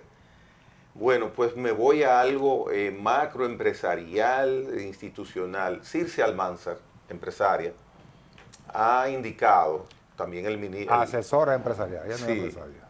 Asesora empresarial, sí. Pero parece una empresaria. Y fue directora de la AIRD. Vicepresidenta. No, vicepresidenta. Sí. Bueno, que no es empresaria. Tiene feeling de empresaria. Yo creo que, sí, yo recuerdo que... Bueno, deberá tener acciones en empresa, pero yo no conozco León, así. empleada no es. Concreta. Leoncio Crespo. Ella está activando mucho. El esposo de él, que murió tenía una empresa. Sí, bueno. Ella está activando mucho en el sector del ron. Sí, ella bueno. tiene como un, se llama Adopron. Sí. Bueno, la empresaria, Circe Almanzar, ha indicado que más de 950, 900 contenedores mensualmente cruzan desde Santo Domingo, de los puertos nuestros, a Haití. Porque recuérdense que luego de que Haití sufriera un terremoto, se invalidaron la facilidad de que operaran los puertos en Haití y hemos servido de ayuda, de tabla de comunicación para que mercancía venga en contenedores y se traslade a Haití, solamente siendo nosotros una especie de un puente. Pero ¿qué pasa? Se ha desnaturalizado esa acción que es internacionalmente acordada cuando hay situaciones similares entre los países y esas mercancías se bifurcan en el camino. El director de aduanas ha hablado sobre el particular y se habla de que son miles de millones de dólares los que está dejando de percibir el Estado y los que se manejan. Son galletitas, son productos, pastas alimenticias, salsas de tomate, cosas que se consumen mucho en Haití, pero que ese tránsito se ha convertido en un negocio oscuro, en una trapizón. ¿Qué es lo que ha pasado? Y eso tiene años sucediendo. Se desvirtuó totalmente esa acción positiva, esa acción generosa, y ahora hay que definir qué va a pasar, corregir eso y se olvidó lo que sucedió, o corregirlo y pedir cuentas, porque productos de esos, inclusive he visto fotografías de en cuáles supermercados, góndolas completas, y yo los he visto eso, porque son muy vistosos, esos productos se les cambia la etiqueta, la envoltura, se le pone otra y se venden. Por ejemplo, en el supermercado en ese y en el supermercado también en ese, que nosotros vamos a menudo, hay miles y miles de esos productos. ¿Qué va a pasar? Se corrige el problema y se olvidó lo otro. Bueno, lo que Circe Almanzar llamó la atención, ella escribió un artículo que despertó la decisión o la acción del director de aduana lo que ella denunció es exactamente esa maniobra fraudulenta, que esos contenedores que aquí deben pasar solamente lo que se llama una internación temporal, que no pagan impuestos porque no se van a desatonizar en la República Dominicana, sino que es un tránsito, como tú señalabas bien, tiene el nombre de internación temporal, hasta que se decida enviarlo hacia Haití, porque en Haití el puerto de Puerto Príncipe quedó totalmente inutilizado con el terremoto del 12 de enero del año 2010, que han pasado 16 años y no ha podido ser recuperado ese puerto. Entonces aquí se puso el país como un puente para ayudar a Haití a que siguiera recibiendo mercancía por vía marítima. Entonces la idea es que esos contenedores o se van por tierra o se reembarcan hacia algunos de los puertos que tiene Haití, pero fundamentalmente por tierra. Entonces, hacían una maniobra, según la denuncia, entraban a Haití y regresaban inmediatamente al territorio dominicano. O sea, ahí había una componenda de muchos eslabones que tú dices, bueno, ¿pero cómo ocurre esto? Porque no es una cartera que tú te la puedes meter en un bolsillo, no es un celular. Exactamente. Es un contenedor que es demasiado vistoso. Por eso digo y empiezo mi comentario. ¿Cómo ocurría aquí eso? Estamos acostumbrados a que sucedan cosas inexplicables y nos acostumbramos a ello. Dicen los comerciantes, Maldito. dicen algunos comerciantes que eso es que es como una, ¿cómo fue que dijo uno de los comerciantes? Es una narrativa, no fue la palabra, pero que fue como una bola de humo que tiró el director de aduana, porque no es verdad que eso esté ocurriendo. Pero bueno, no está ocurriendo, quizás no está ocurriendo en la dimensión que llamó la atención Circe Almanzar, o en la dimensión que la aduana entendió que debía tomar unas medidas para evitar esto. Pero sí ha estado ocurriendo, señor amigo tuyo, sí ha estado ocurriendo.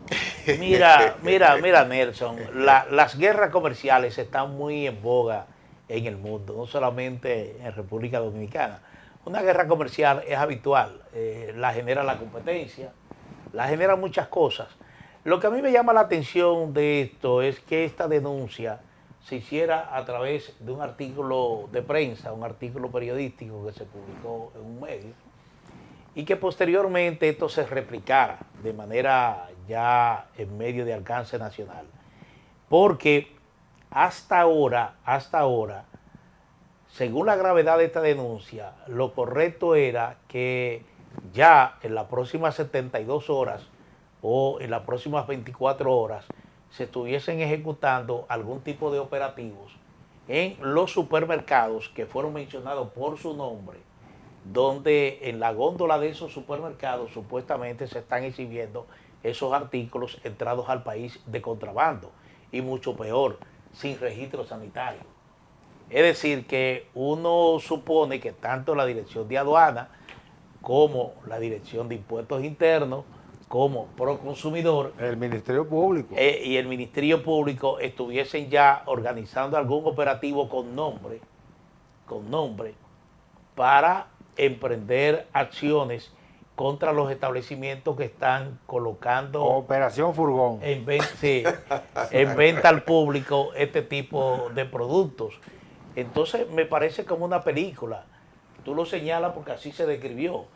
Esos camiones que ya desde el terremoto de Haití hay esa modalidad de esa internación temporal, importaciones que van destinadas a Haití, que llegan a puertos dominicanos, y entonces esos camiones cabezotes, ustedes se imaginan lo que es un camión cabezote, esos camiones cabezotes cruzan la frontera, lo que se dice es que se les saca el producto, se dejan los envases, las cajas y donde viene ese producto igualita, después entran de nuevo a territorio nacional y de repente esos productos se llevan entonces a supermercados que tienen nombre y apellido, porque se dijeron los nombres y apellidos de esos supermercados. Entonces, si los datos son tan concretos, si los datos son aportados así de manera pública, yo repito, ¿por qué en las próximas 73 horas de que se hizo la denuncia, la opinión pública no conoce ningún operativo de las autoridades, de los organismos correspondientes, liderado por, como tú dijiste, Nelson, el Ministerio Público, que se me estaba escapando, la Dirección de Aduana, Proconsumidor y hasta Salud Pública, porque se está diciendo que esos productos se están expendiendo sin registro sanitario, además de que han evadido el pago de impuestos. Entonces, ahí tendrían que entrar también impuestos internos. Es decir, medio gobierno debería estar ya operando para, en un operativo, desmantelar toda esta mafia que se está denunciando. Hay otros que dicen que eso es una práctica vieja, que no se corresponde realmente con lo que Manuel, se está denunciando ahora. El terremoto fue en 2010. Pero sí, el hecho de eso no empezó el mes pasado. El hecho de que sea vieja no quiere decir que sea normal. No, pero que nos hemos acostumbrado a que eso suceda. Pero vuelvo y te llamo y digo como empecé mi comentario, las guerras comerciales están muy en boga en el mundo actual. Y entonces, vuelvo y repito, a mí me llama poderosamente la atención de que la denuncia se ha hecho pública y no ha habido una respuesta contundente por parte de las autoridades. Se está hablando de contrabando, se está hablando de evasión de impuestos, se está hablando de que se venden productos al consumidor sin el registro sanitario, lo que ya evidencia una debilidad muy grave en materia de salud. Es que no puede tenerlo, eso es mercancía contrabandeada. Exactamente. Entonces, entonces, vuelvo y te repito, me llama la atención esta pasividad. Bueno, estamos hablando de miles de millones de pesos, centenares de millones de dólares durante el tiempo. ¿Y cuáles fueron los supermercados que mencionó? El supermercado y el supermercado, esos dos supermercados. No caer. Pero ella lo mencionó. Sí, ella lo mencionó. No es bueno, público. Sí, pero no es bueno replicarlo porque, porque uno no sabe realmente qué es lo que está pasando. No, pero algo tan aprobado con A, de no probado, algo tan aprobado. ¿Cómo es posible que suceda? ¿Cómo es posible que suceda durante tanto tiempo? Eso no empezó en enero de este año y eso era harto conocido. Ahí ha habido, 2 directores de aduana tiene esta gestión, ¿verdad? 2. Sí. Entonces, pero antes de esos 2 directores de aduana había otros directores de aduana también. Y es penoso que aquí ocurran cosas que todo el mundo conozca y que se sepa. Vamos a esperar que el agua se aclare. Pero no va a pasar, lamentablemente no va a pasar nada. Ya los dirigentes comerciales están diciendo que eso es un invento. Sí. Imagínate eso tú. Te dije. Vamos, que la señora Almanzar es una mentirosa. Vamos a dejar que el agua se aclare porque hasta ahora yo la veo muy sucia. Muy sucia. Yo, más allá de lo que dije, no me siento en capacidad de abordar con mucha propiedad este tema, porque todo me parece como tan... Bueno, hay un ex jefe de la policía que desmanteló un esquema que había en el plan piloto. Todo el mundo sabe lo que es el plan piloto, que ahora está por allá, por la autopista Duarte. Y él desmontó un esquema que se habla que producía 30 millones de pesos. Eso se sabía todo el tiempo y se sabe. Y se sabe también lo que hay en otros estamentos militares. ¿Mudaron el plan y policía. Sí, por allá, por la autopista Duarte. Sí, pero eso son otras Entonces, cosas. pero que son... Bueno, Manuel, pero es lo que te digo, que aquí sabemos qué sucede siempre. Es normalizar la maña. Sí, aquí se sabe qué sucede siempre en algunas áreas y nos acostumbramos y sabemos qué sucede. Y es penoso porque uno quisiera una sociedad que así como estamos desarrollados en tecnología, en institucionalidad también nos desarrollemos y en probidad y en régimen de consecuencias y no nos desarrollamos en eso. Lo que ha dicho Circe Almanzar tiene el tamaño de una montaña en contra de lo que es lo correcto y eso se conocía y se sabía. Ojalá no ocurra un terremoto. Bueno, ¿Y qué va a pasar con pues, eso? Si ocurre un terremoto, la montaña se cae. Exacto. Veremos lo que ha mencionado la señora Circe Almanzar, cuál va a ser el resultado. Posiblemente no ocurra nada, posiblemente no ocurra nada. Y posiblemente no. Posiblemente no, pero veremos a ver. Es que no está ocurriendo nada. Claro. Sí, no está ocurriendo nada. Miren, señores, pero donde hay una verdadera guerra comercial entre Estados Unidos y Canadá, no sorprende porque la actitud del presidente Trump desde que llegó al gobierno ha sido la de imponer aranceles unilaterales, en muchos casos hasta caprichosos, que de una u otra manera lesionan el intercambio comercial de Estados Unidos con sus antiguos socios. Le puso uno por el humo. Sí, Canadá. De los incendios. Canadá es un país vecino a Estados Unidos. Siempre han tenido una relación más o menos estable, pero obviamente que en este caso las cosas no pintan bien. En el día de ayer, Canadá reaccionó al hecho de que Estados Unidos le impuso aranceles que van incluso hasta de un 50% a más de 20,000 millones de productos que se exportan desde Canadá a los Estados Unidos. Estamos hablando de que Canadá en el día de ayer reaccionó e impuso aranceles a unos 700 productos que se producen en Estados Unidos y se comercializan en Canadá. Estos aranceles entrarán en vigencia a partir del mes de septiembre, a partir del 8 de septiembre. Son aranceles, en el caso de Canadá, de 15%, 25% y hasta de 50%. Pero la lista de productos, por ejemplo, que Canadá ha impuesto a Estados Unidos es bastante grande.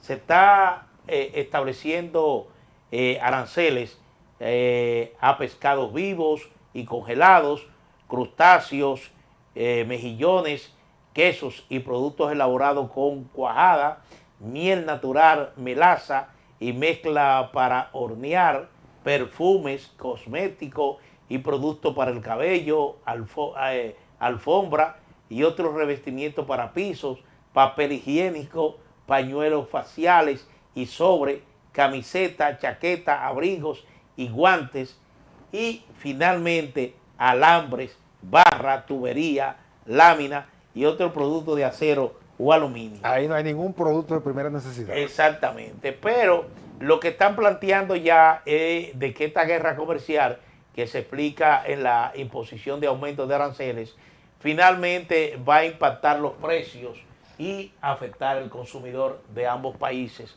además de empresas debidamente establecidas en ambos países. Es una guerra comercial que, bueno, se habla de que partiría a partir del 8 de septiembre, es que comienzan a tener vigencia estos aranceles. Los de Estados Unidos, muchos de ellos es a partir del 1 de enero. Sí, bueno, hay una parte que entra en enero, pero otra parte que entra en septiembre. Pero ya Canadá reciprocó de que a partir de septiembre igualmente va a grabar los artículos de Estados Unidos. Pero esto ha llevado incluso a que la tensión con Estados Unidos y Canadá aumente bastante. Hay expresiones incluso bastante fuertes, hasta de un gobernador de Canadá contra el propio presidente Donald Trump, incluso en términos personales. Mira, Nelson, a propósito, el presidente Trump ha indicado que está proponiendo, va a proponer... ¿Y por qué a mí? El cambio, no, qué sé yo, no sé, el cambio del nombre del lago Ontario se va a llamar Lago Las Américas. Le pueden poner el nombre de Donald Trump y nadie le va a llamar así.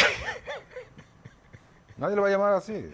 O sea, que el lago Ontario, la Marina, ya tú sabes, Erie, Hurón y Américas, así es que tienes que decir ahora en adelante. La Marina de los Estados Unidos está construyendo un portaaviones moderno y ese portaaviones moderno iba a llevar el nombre de un marino que se convirtió en héroe cuando el ataque a Pearl Harbor por parte de Japón. Ah, qué bien. Y iban a honrar a ese marino con el nombre de ese portaavión. Muy bien. Pues resulta que Donald Trump se antojó y dijo, no, ese portaavión tiene que tener mi nombre. El nombre de Donald Trump. ¿Cómo va a ser? El nombre de Donald Trump. Bueno, desde el inicio mismo de la gestión del presidente Trump comenzó a hostigar a Canadá, incluso en términos del orgullo nacional, llamando que iba a convertir a Canadá en el estado 50, en un estado de los Estados Unidos. Eso exacerbó los ánimos de los canadienses, que son muy orgullosos de su nacionalidad. Y tuvo un efecto electoral imprevisto. En contra de Donald Trump. Mark Carney, Claro, el actual primer ministro, en unas elecciones que del partido de gobierno. se adelantaron las elecciones porque Justin Trudeau renunció, pues tenía posibilidad de reelegirse, porque en Canadá hay una reelección indefinida. Por eso el padre de Justin Trudeau, Pierre Elliott Trudeau, fue varios periodos primer ministro de Canadá, pero él decidió no presentarse porque su popularidad estaba muy baja. Que ahora anda de novio de una celebrity, de una celebridad internacional, de una mujer muy hermosa. De una célebre. Sí. Pues entonces llama a las elecciones y el candidato del Partido Conservador llevaba amplia ventaja. Sí. Mark Carney, que es del Partido Liberal de Justin Trudeau, estaba rezagado, pero tenía un discurso más afín a los canadienses. El candidato del Partido Conservador era un trumpista declarado. Tan pronto Trump comenzó a hostigar a los canadienses, se viró, sí. Y ganó inesperadamente, no sé contemplaba que podía ganar. Y ha mantenido un discurso en consonancia con lo que fue su campaña electoral de defender los intereses de los canadienses. Por encima de Donald Trump, firmó un acuerdo amplísimo con China. Eso fue lo que incomodó, rebosó la copa de la incomodidad del presidente Trump, con amenazas y todo eso. Ellos mejoraron un poco bajaron un poco el nivel del acuerdo con los chinos, pero no lo derogaron. Y el presidente Trump comenzó entonces a hostigar, violando el tratado, el TMET, Tratado de Libre Comercio de Canadá, México y Estados Unidos. Que se está revisando ahora. Que se está revisando. Él ha mantenido, aunque se reunió con el primer ministro en Washington, se reunieron y salieron muy retratados, pero hubo un detalle sutil que llamó la atención a los medios de comunicación y que dio la nota de que ese encuentro no fue lo que decían las fotos. El primer ministro se fue por la puerta de atrás, para no aparecer en la parte frontal de la Casa Blanca como suelen los dignatarios. Salió por la parte de atrás, se montó en su vehículo y se fue. Y ahí está entonces todo el ambiente planteado para que esa guerra comercial y esa disparidad que hay entre Canadá y Estados Unidos vaya creciendo, con la ventaja para los canadienses de que tienen mayores posibilidades de cumplir su demanda interna con lo que ellos fabrican, no así con los Estados Unidos. A pesar de que Estados Unidos es mucho más grande en términos poblacionales, económicos, Canadá es más grande en territorio, pero territorios que son hielos. Ahí a ese nivel, con el vecino más importante que tiene los Estados Unidos, porque es un vecino que siempre ha sido aliado de los Estados Unidos, no importa quién gobierne en ambos territorios. Bueno. ¿No? Y la condición que tiene también como Estado miembro de la Commonwealth, con el Reino Unido, que es otro aliado fundamental de los Estados Unidos. Canadá es un país muy decente. Muy decente. Si lo fuéramos a calificar como calificaríamos a una persona, sí. Canadá es un país muy decente. Señores, decentemente les invitamos a que mañana a las 7 estén con nosotros acá, de nuevo.